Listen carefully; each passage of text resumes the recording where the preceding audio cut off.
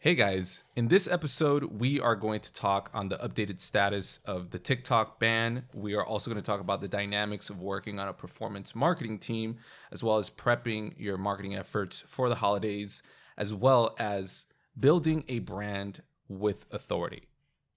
Welcome to episode number 2 of Market and Hustle, the podcast, where we deep dive into digital marketing, social news, and the journey of building a personal brand and a business. I'm your host, Zarin, and across from me today we have Rafael Angarita, who is the Director of Digital Marketing at Serhant. Now, if you're not familiar, Serhant is a company that was founded by Ryan Serhant, who is a real estate, maybe tycoon at this point, and he stars on Bravo's $1 Million Listing in New York City. But before Rafael was working with this company, he was a senior paid media manager at healthcare.com. Before that, he was the head of digital at the Princeton Review. So he has a track record of working within digital marketing. And he actually at one point used to work in growth marketing at Open Education, which is a late stage startup located in Miami that I actually used to work with. We didn't work at this company at the same time, but we ended up connecting on LinkedIn, and we are here today. So welcome to the show, Rafael. Thank you. And excited to chat with you. Thank you for having me, man. And yeah, Open Education. Right after I left, you came. We missed our paths there, but glad we were able to connect here in New York City. Yeah, it's a big city, and there's people everywhere, and that's what we do here. We network. So I just want to jump right into some social news that we have. So episode 1, we talked a little bit about the TikTok ban, and at that point, Microsoft and Walmart were the big 2 companies that were bidding for the U.S. Licensing opportunities for that brand. Some updates now is that Oracle has actually won the contract, and they're going to be the technology partner. So that's pretty interesting because obviously Oracle has a massive data infrastructure, and I'm not sure how much you're familiar about the background of the founder of TikTok, but essentially he actually used to work for Microsoft, and one of the things he didn't like was the corporate structure of the business. So partnering with Oracle, who has a data infrastructure and maybe doesn't have the same ethos as Microsoft, is probably a benefit to Oracle. So it's going to be interesting to see how that plays out. But something else that's also particularly in the news recently is the Stop Hate for Profit campaign, which, if you remember a couple of months ago, they're the ones who actually led the Facebook ads boycott that happened in July, where advertisers on Facebook were prompted not to advertise in support of the campaign. And this was organized by a coalition of companies kind of like Sleeping Giants and Color of Change, for example. And they want, this platform to have meaningful change because there's a lot of hate speech and, violence that gets promoted on the platform. In fact, at one point, the algorithm was suggesting people to join some of these hate groups. So there was a lot of stuff going on there. And obviously, the cultural landscape in the U.S., there's a lot of things happening here. There is the Social Dilemma documentary that just came out this week, which is also blowing up in the news, directed by Jeff Orowski, I think that's how you say it. There was also this viral suicide video that was a live stream on Facebook, and then it was posted to TikTok. So that's kind of re-emerged this whole conversation and this whole campaign of Stop Hate for Profit. Is that something you've had to deal with at all for any of your work? Yeah, I mean, for when it first got started, when things really blew out of control with Black Lives Matter, when was that? June, sometime in the beginning of June. Yeah, we definitely pulled out of any insensitive just spending at that time. We wanted people to focus on what was going on and just be fully aware, really, and was it just and educating themselves rather than getting an ad for any particular product. Like, people just needed to get connected to our country, to what's going on. And did you guys only stop advertising on Facebook, or did you also stop on across the board? Not just advertising, but also all social accounts for the company were just on standby until things kind of stabilized, cooled down. Yeah, it was crazy because when Unilever said that they were going to stop advertising for the rest of the year, not just on Facebook, but on Twitter as well. That's aggressive. I mean, yeah, no, absolutely. Some of the brands I work with, they stopped on Facebook, but they kept on Instagram because the caveat is on Facebook, people are talking. They're writing text. They're writing long form information, where Instagram is more of a visual platform. So it's like the kind of things people are talking about on Facebook is not the kind of stuff people are talking about on Instagram. Absolutely. Yeah. I mean, there you're on Instagram, you're there to consume beautiful images and awesome videos. And now with the reels, and just really it's entertainment and a platform to go and create. Facebook is a place to go and let your thoughts be heard. You know, even if no one is asking you for your thoughts, it's just an outlet for people to go and just speak their minds. You know what's crazy it's too loud. Yeah, it's getting to. So what's interesting is with the whole coronavirus thing, Facebook was actually declining in time spent on platform. People actually year over year recently were spending less time on Facebook. That trend reversed, and now it's 4.3% up. On Instagram, people are spending an average of 7 minutes more a day after the coronavirus thing. So there's more people online now more than ever. Yeah. But again, the problem is these algorithms aren't set up to properly have brand safety in them. So as a brand, and for the people who might not know this, that might have advertised on Facebook, you have no controls. Your ad can show on the news feed next to extremist content, next to any kind of content. You don't have any ability to control that. And if you are advertising online, your brand perception matters. Like if your ads are showing up next to like pornography or explicit content, people are engaging with your brand within the context of what it is next to. So it's not necessarily something that's good for advertisers long term, although Facebook has over 3 million advertisers, and the big companies, it's a very small percentage. So, you know, I'm sure they did have an impact on changing some of the ways, you know, Facebook is engaging with these things, but, you know, that's a long road ahead. The power is in unity. And as far as really making Facebook take any kind of change, one company's not going to do it. Right. Everybody needs to buy in to be able to make that thing go across the line, the finish line. So I want to shift real quick into something that I wanted to talk to you about regarding performance marketing teams, because you've had a history of working on performance marketing teams. Open Education, the late stage startup in Miami, that's a performance marketing team. Where you were working at healthcare.com, that's a performance team. Yeah. I'm sure there's some lessons that you've learned in that process. And the way performance teams work in digital, they're particularly different because they're very data oriented. And, you know, how do you find opportunities to do things better, not just from your actual campaigns, but like your workflow? So I'm just curious, you know, what kind of things have you picked up working with performance teams that you apply today to your work? I mean, it all's going to go into the planning. I think a lot of times depending on the bandwidth, depending on the company size,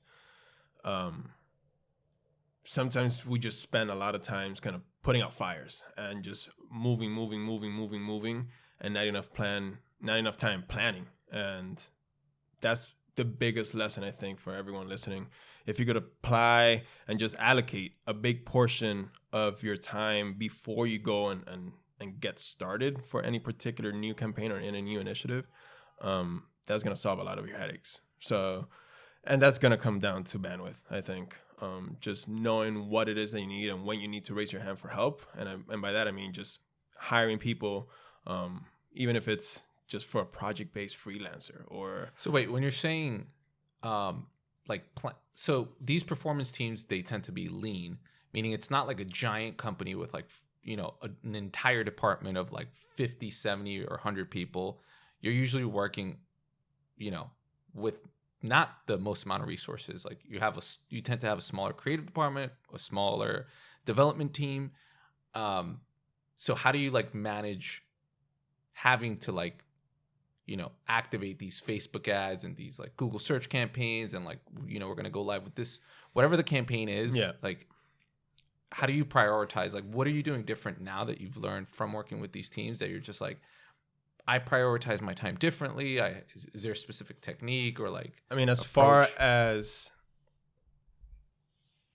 really prioritizing it, I mean, you can't be doing everything at once. So it's almost like the 80-20 rule. You need to really be focusing on what's going to give you the 80% of your return and kind of cut out the fat. So when it comes to building out a brand new program. You know, in a world where there's no digital marketing campaigns running, no Facebook ads, no paid search, we're just rolling out a new product, getting out new audiences, really prioritizing and focusing on getting one channel running, allowing that to run for a week, essentially getting one thing running before you start working on the next thing. And while you're working on the second project or the second channel that you're trying to get on, the first one is running, is collecting data, then you get one thing down right, and then not even down right, but started.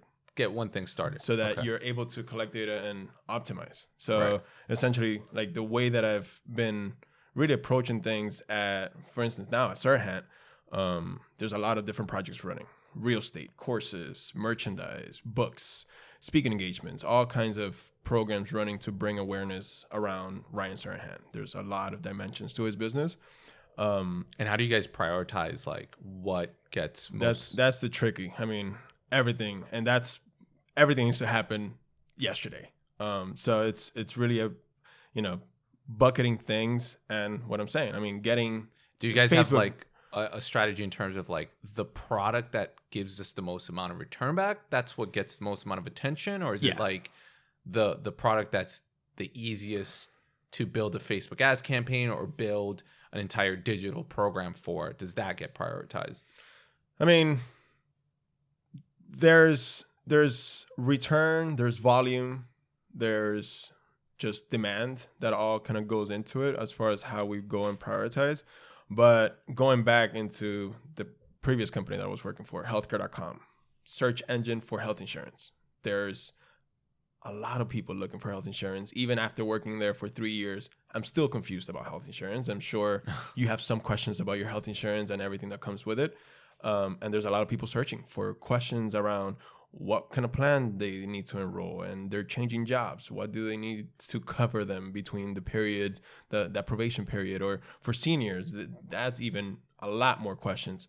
So really prioritizing the kind of like the stage of the funnel for that audience. I mean, there's like capturing everybody that's like ready to capturing buy. Everyone that's ready to buy insurance, rather than really focusing on top of funnel people keywords that are just looking for information.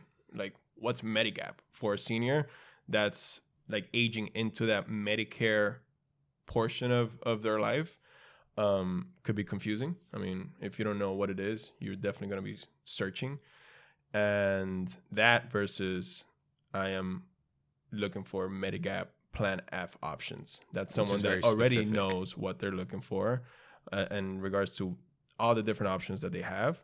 And they're looking for pricing, they're looking to talk to someone, and they're looking to enroll. So really focusing on that lower funnel part and prioritizing everything that comes with that, from a channel perspective to just building out ad copy, ads, creative, etc., and going and getting things implemented, getting those running. And then as those are running, collecting data, you could get a benchmark baseline information about that, and you could focus meanwhile on higher level. So you basically come in and you're just like, all right, what can I capture with digital that can convert sales now? Let me start there at the bottom of the funnel, capture the intent, and then I'll start looking at what we could do, to get everybody else that maybe isn't ready to take that step. Yeah. But maybe it's a little bit more mid-funnel or whatever. So that totally makes sense. Yeah, the way that I see it is done is better than perfect. So get things done, start collecting data, and then you could go and optimize. There's something that, I've learned from working on performance marketing teams, and it's that this like ability to just start the project. When I first got into advertising, I remember I needed to have all of the information for a plan. I needed to know everything about the business. I needed to know all the historicals to start building a strategy, to start building a game plan, to start moving things forward. Yeah. And what I've learned is that is not you can't wait for the ads to be ready to be thinking about what kind of campaigns you're going to run, on what channels you're going to run your ads on. A lot of times creative comes last minute. So you have to get used to kind of moving without having a clear destination, just having an idea, that having goals, of course, but it's just kind of like it'll come together as it goes. And that's something that's very common in performance teams. It's kind of just like, let's just start working on this stuff. We know the direction we're moving in. We know we don't have all the pieces to the puzzle. And we know that the strategy is probably going to change between today and 3 days or 5 days before we actually launch. But you still have your core plan. Like, you know what you're trying to accomplish. Some high level KPIs that you could go and really kind of use as guidelines. But as long as you have that and you're spending that time in the initial phase to know what the path is, you could go on and just start creating new roads. Cool. Awesome. All right. Creating new roads, learning from the dynamics of a performance marketing team. Those are some great lessons. All right. Shifting into our second topic, we're going to talk about how you can prepare your marketing for the holidays, specifically for any advertisers out there or marketers that are going to be using digital marketing to sell something online via e-com. Now, with the recent boom of e-commerce due to COVID, where people can't really go to brick and mortar locations, a lot more people have been purchasing online and becoming more comfortable with it, which is great because that means there's additional inventory for you to advertise on Facebook, Google, programmatic, whatever the digital channel you are using. There's a lot. I mean, it goes on and on. There's a whole digital ecosystem where you can get in front of people. So there's an opportunity right now, and holidays are coming up. So that means consumer behavior is going to shift again because people are going to be in market to purchase things for themselves, for their loved ones, for their spouse, for their kids. And, it's an opportunity for advertisers, especially direct to consumer e-com brands that have great websites, great creatives, a strong brand.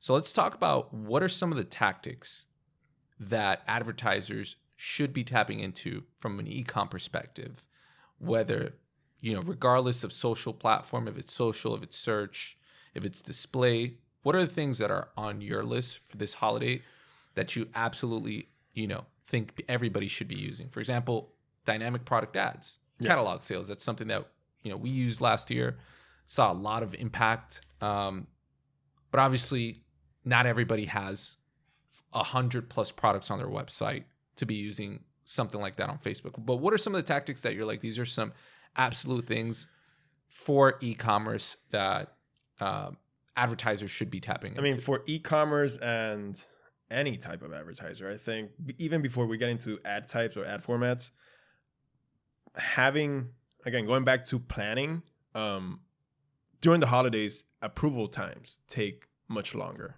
So if you're waiting to the last minute for a Black Friday promotion or campaign and you're pushing things on the night before Thanksgiving, there's a high chance that your ad is not going to get approved until maybe midday. So you're going to lose 10 hours of the day waiting for your ads to get approved. So just working on those ads, maybe even a week before, if you have them ready. I mean, we still have time now but I mean, at work and with, I help out my brother, for example, with his company, and we're already starting to have a conversation around what are we going to do for Black Friday? What's going to be the messaging? What's going to be the offer? And just having things ready from now so that you already know what are the resources, what are the creative, what do you need to prepare to have things ready on time and make sure that you're capitalizing on the holiday rush. And what would you consider as like a good offer? Like, we know there's brands that maybe every month are running some kind of promotion, maybe 20% off, buy one, get one. What do you think is like consumer expectation around holidays like a Cyber Monday, Black Friday, in order to really incentivize? Like, do you even need an offer to be effective? Or do you need to have an offer that's, way more, way stronger than your typical offer? Yeah. I mean, it's going to come down to the product. I mean, sometimes the product is already good and people just need to be on that mindset of, like, I need to get an AirPod. Yeah. I mean, you will never see AirPods go into a promotion or some kind of discount. That's not, if anything, they'll have like a student discount for $5 or something like that. If you go to Best Buy. Right? Yeah. And that's something that's not often talked about, is a brand getting diluted by promotions. Yeah. Like luxury or elevated brands, like in the luxury space, or an Apple, they tend to not do discounts because it creates a negative perception and it devalues the brand. And that was an issue that we had in open education when I was there. That every month we had to run a promotion, 60%, 2 for 1, whatever it might be.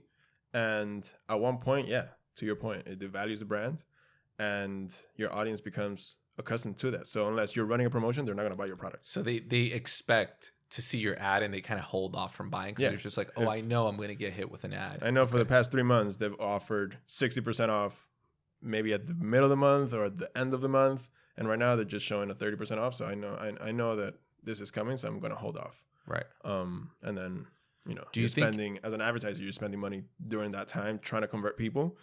But at the end of the day, there's so many people within your audience.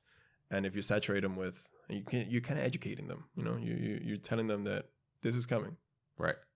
I think one thing that I would definitely do is when it comes to holiday time, and I'm talking about like, if you're in the US market, I would say it's as early as like 15th of November, like at least a week before Thanksgiving, Black Friday, Cyber Monday, at least 1 week before, I'm going to double down on my website retargeting audience. I'm going to put all my conversion dollars and try to get everybody who already knows the brand, everybody who's been to my website in the last 60, maybe even 90 days.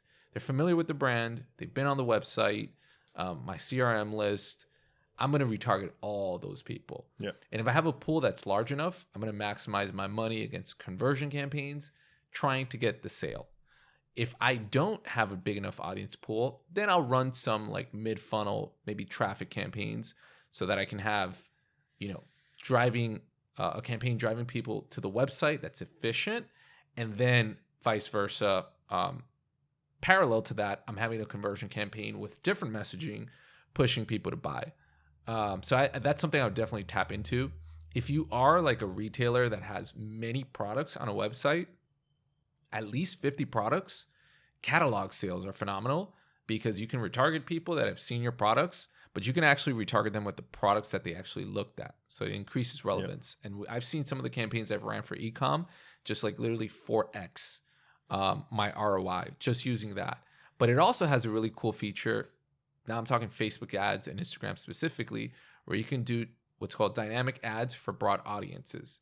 So Facebook has their pixel on millions of websites. And within the websites, they actually know what kind of products, what kind of product categories, and what kind of price ranges everything is.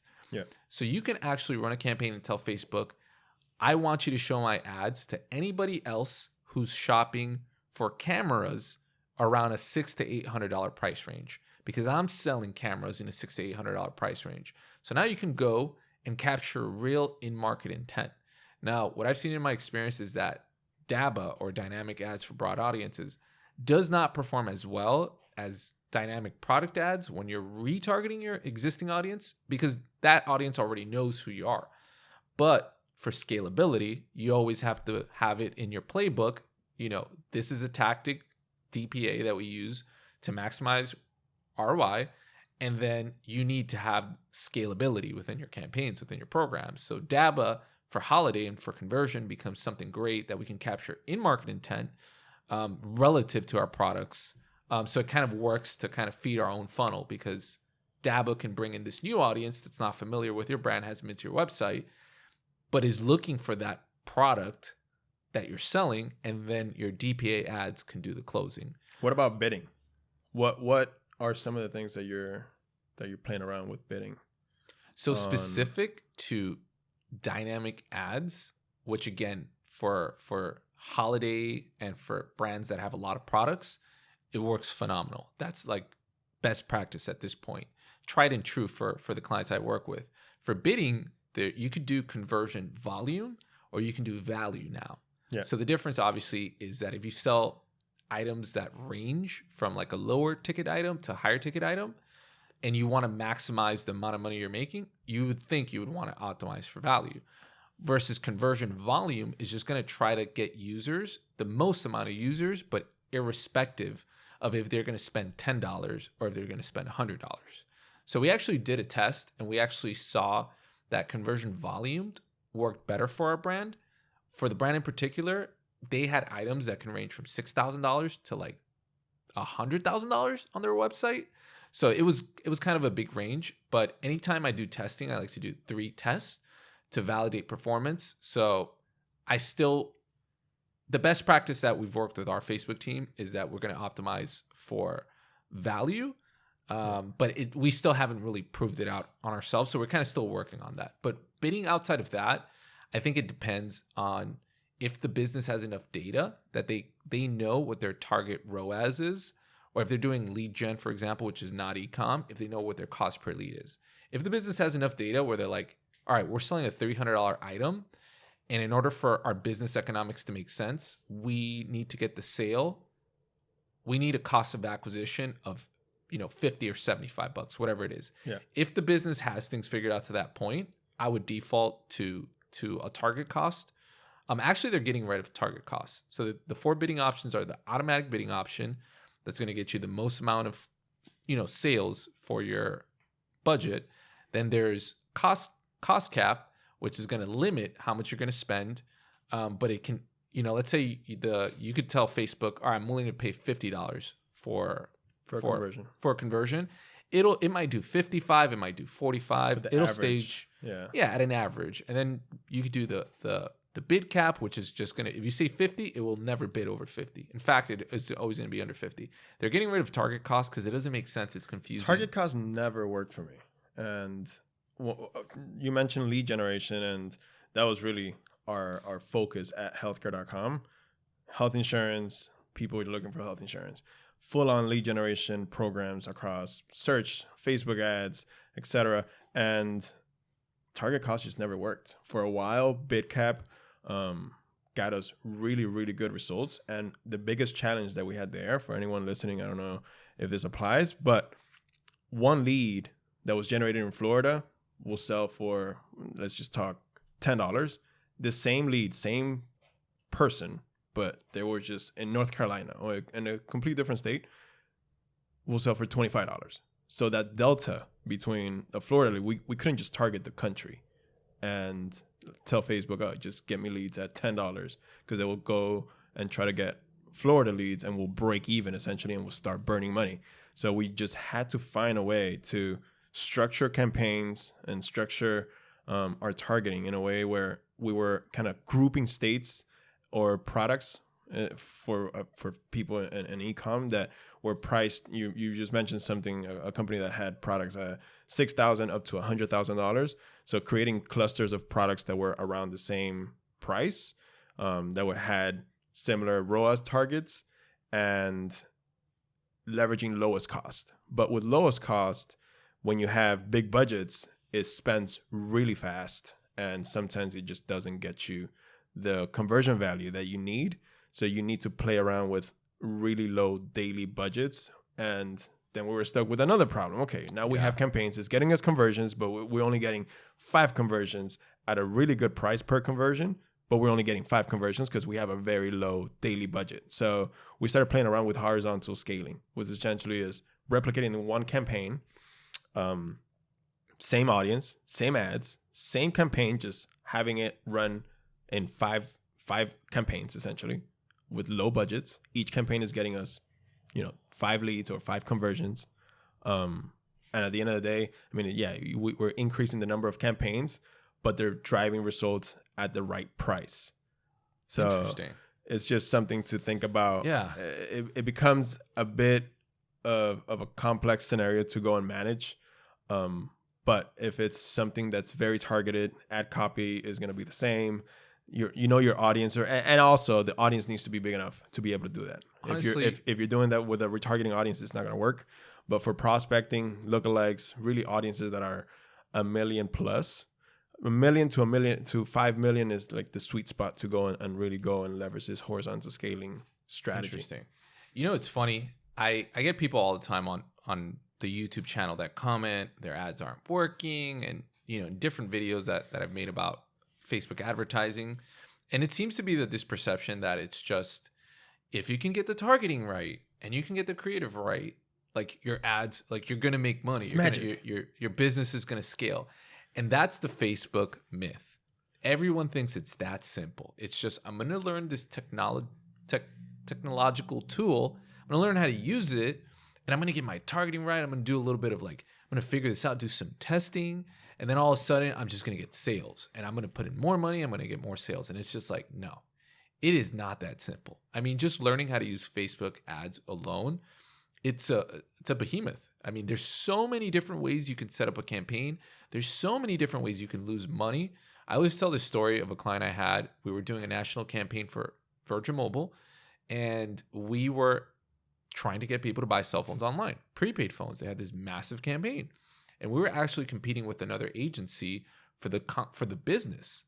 So we had 3 months. Whoever could get more results.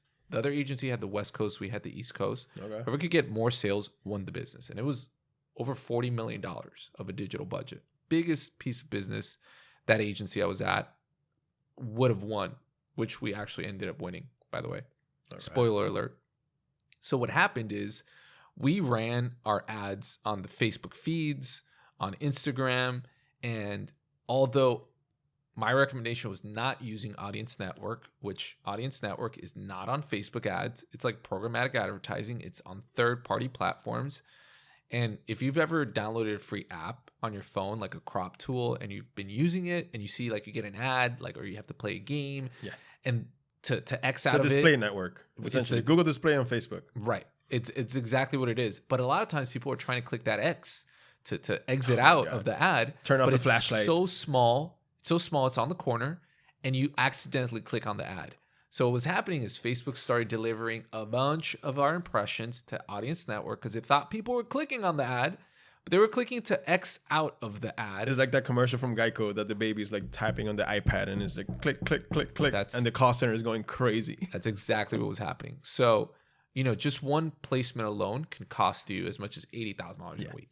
So I always say that because everyone thinks Facebook ads and digital marketing social is so easy. But at the end of the day, it's a tool. You have to understand marketing. You have to know what a key message is. You have to have a strong landing and a sales page and an experience that's going to give people the information, the content that they want in a digestible format. It's going to build value into brand and credibility and then push people to take an action. Also, you have to have a product or service that people want that actually has product market fit. Yeah. All of these pieces need to be working in unison in order to scale. Like your ads, I like to use this analogy that advertising is like a bus. If you have a campaign on Facebook or Instagram or YouTube or Pinterest or whatever it is, TikTok, all you're doing is you're taking people from one destination to another destination. You're putting them on the bus. That's what your ads do. They're not buying your product on the bus. You're taking them to a destination. And it's kind of like you're bringing them to a party. I like that. And if you bring them to a party that's popping, there's like hot stay. girls, there's drinks, the music is great, they're going to hang around. They're going to stay. They're going to have a great time. But if they get there and it's a bunch of dudes, the lights are on, the music is bad, they're going to leave. It's just that simple. So a lot of people, I think, have got it under their impression that advertising on Facebook and social, it's just make a good ad and have some good copy and do some testing and that's it. But it's like, no.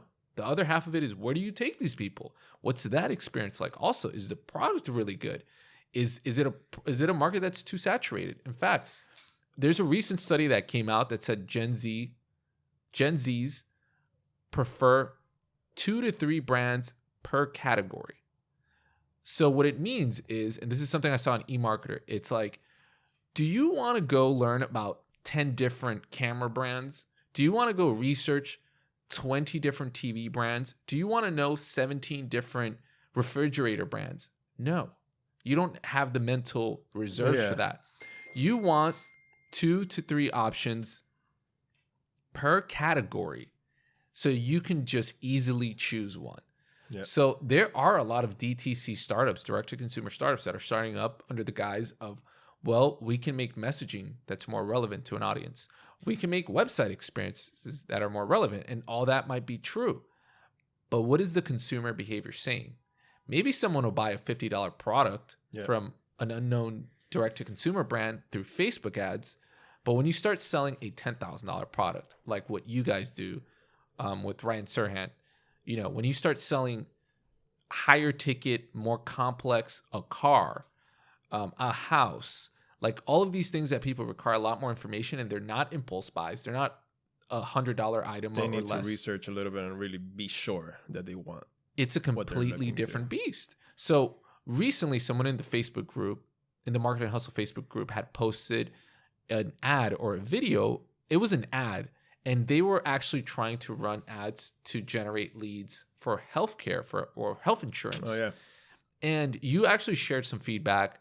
I think it was Justin in the group. Shout out to Justin. Shout out Justin if he's listening. And you explained some of the stuff. So can you give us like a little refresher on that? Let me think back to what he had an ad. It was like a funny video ad about insurance, and he was trying to get people to message. It was a messenger ad. Okay. Now I remember. It was a really engaging video that got people to click through. Really had high click-through rates. But once they realized that, oh wait, I need to have a conversation via Facebook Messenger and have some questions about health insurance. I don't want to do this. I don't want to do this. And they'll bounce back. So he was getting a lot of click-throughs. He was really excited about the kind of engagement. He was getting comments and shares and so forth. But just the avenue that he was taking people down, the bus that he was putting people into, was just not the right one for that stage in their shopping experience for health insurance specifically. So what I recommended was just give people content and kind of tell them what it is that they need. So going back to narrowing down to options, either 5 options that, or 5 things that they need to be looking at for their next health insurance plan, or these are the top 5 health plans for millennials or Gen Zs or whatever it might be. Kind of tell them what it is that they need to choose, give them information, make them a better consumer, and then ask them for their information, and then ask them to engage with you in a conversation around health insurance. But first, educate them before asking for anything else, especially on the health insurance side, which again, so many people have questions around, and it's such a confusing area of anyone's life, that making the consumer a better consumer first before asking them to buy or to give you their contact really information. Educating them. Yeah. Providing value first. That's being value driven is key, especially in this space. So I think this is something that a lot of people don't understand. And that's why when if you're a direct to consumer brand selling something under $100 with digital advertising, it's not hard to do. It's pretty simple. Yeah. People will buy things.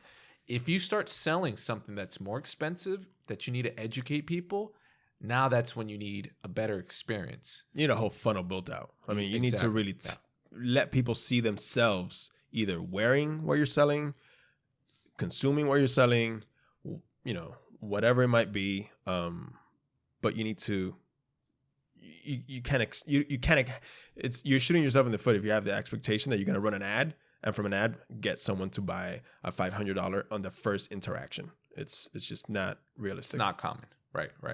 So shifting into our final topic, which is building a personal brand with authority, which is something that we talk a lot about in our digital crash course, Social Marketing That Converts.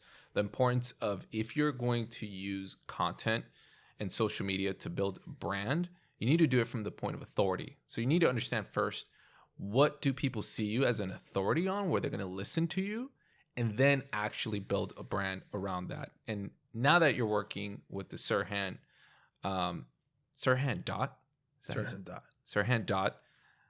company, and you're working with someone that's actually built a really powerful brand in the real estate space and beyond that, I'm sure there's some lessons that you've picked up that I'm hoping you can share with us. Absolutely. I mean, and it's really on point with what you're saying right now. It's having authority and recognizing what it is that you could speak on, that people could come to you for answers, whether it's digital marketing or painting or working out, exercising, fitness, nutrition, whatever it might be. There's something that you will know better than the next guy, and just honing in on that and showcasing that, letting people know, educating people. I think the perfect example is Dr. Dre and Beats by Dre. So Dr. Dre wasn't just a random person that's just like, oh, I'm going to create a new headphone line.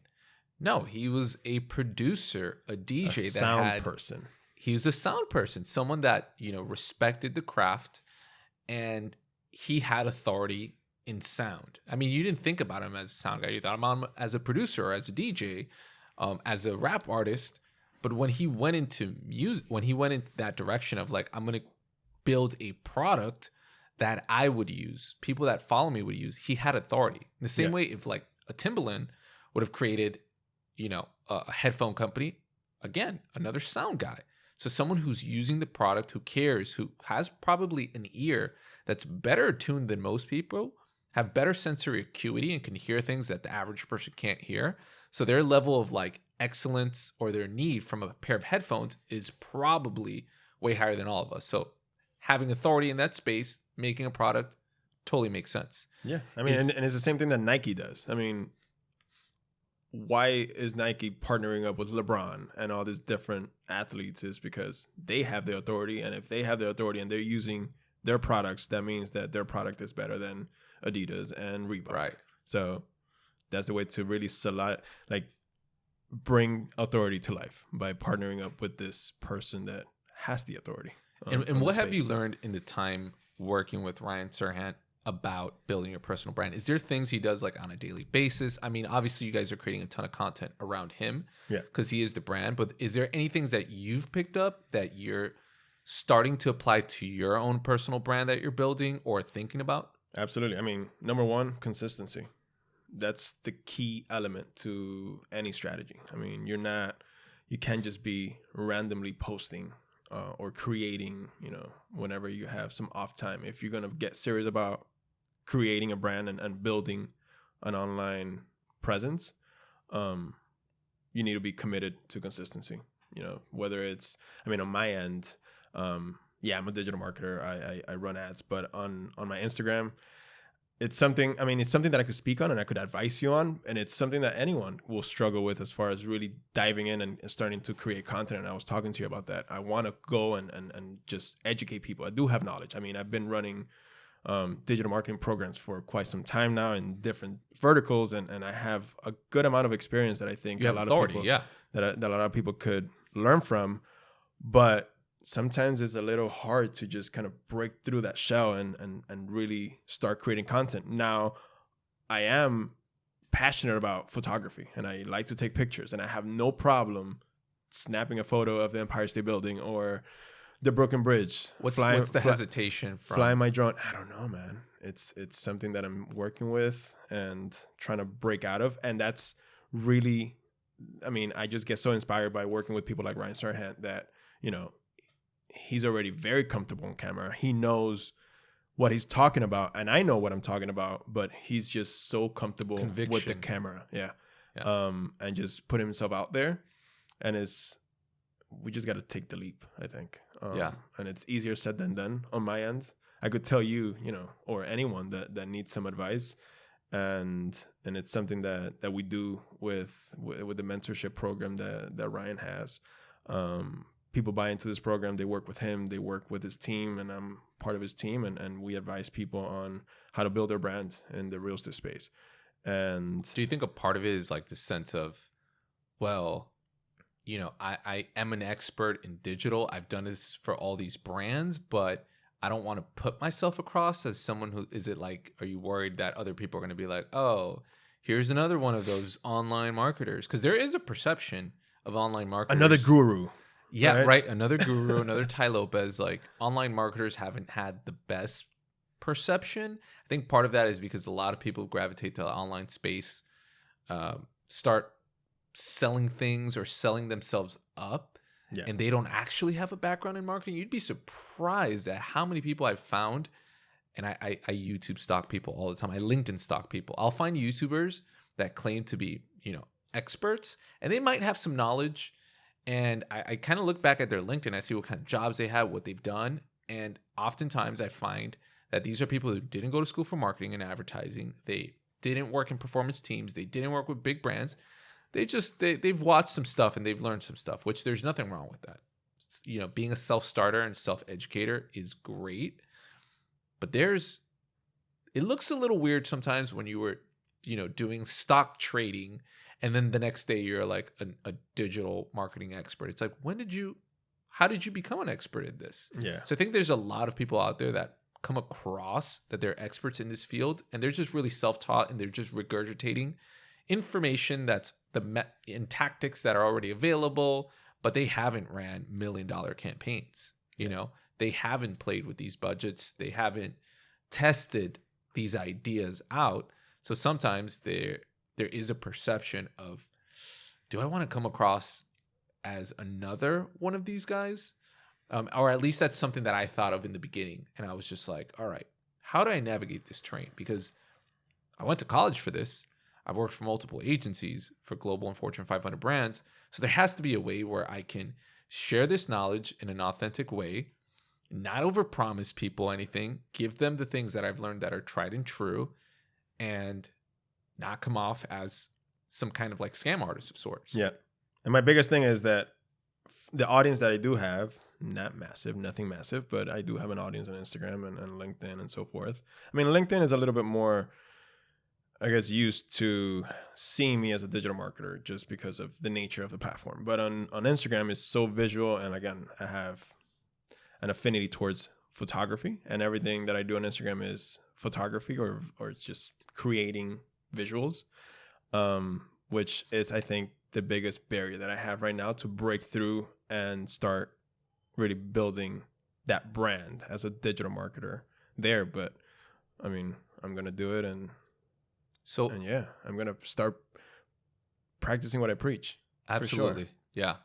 And if you had to share as a final word of encouragement, any advice to our listeners that, you know, might be starting a side hustle, you know, maybe they're still working a 9-to-5 and they're building something on the side, any tips that you can share with them, any watch outs that come to mind that could help them on their process? Yeah, I mean, the first thing that comes to mind is that you don't have to do everything yourself. You really need to be self-aware and, you know, raise your hand whenever you need help. And by raising your hand, you're going into a marketplace. You're reaching out to freelancers. You're leveraging whatever resources you could afford to get the thing done. You don't need to go, and if you're not an expert in Photoshop, you need to go and, you know, spend 2 weeks learning how to use Photoshop, because you could just spend a couple hours putting a brief together, sending it off to a freelancer, spending. It's not a good use of your time. Yeah, just really valuing your time. Focusing on what your strengths are, developing your idea, reaching out to vendors. That's something that's hard for a lot of people, actually, like letting go.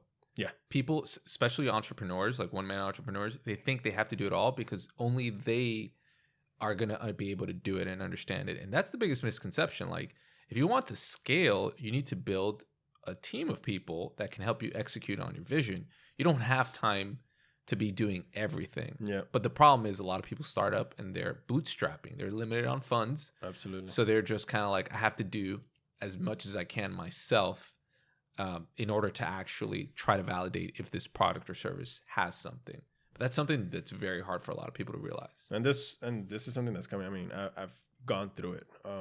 Last year, I had the wonderful idea to become an Amazon reseller of, well, not a reseller, actually, a seller. I created a brand. Went drop shipping crazy? Not drop shipping. I FBA. Yeah.